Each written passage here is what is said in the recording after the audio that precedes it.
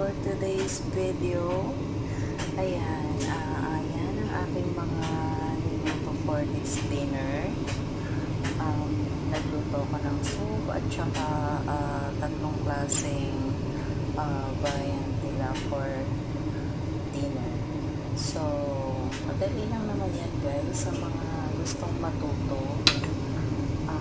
Lalo naman nandito sa Hong Kong, alam natin na una wala talaga tayong alam sa pagluluto, pero nood lang kayo ng YouTube, lagi lang kayong manood ng YT at matututo din kayo dahil din lang din ako kumuha ng aking mga recipe.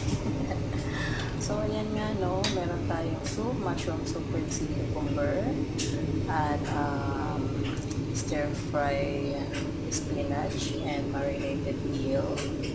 Kung makikita nyo meron din tayo chicken feet. So ganyan lang yan siya guys, initin ko lang at isi-serve ko sa kanila. Tapos ayan, meron tayong green peas with carrots. Yun lang.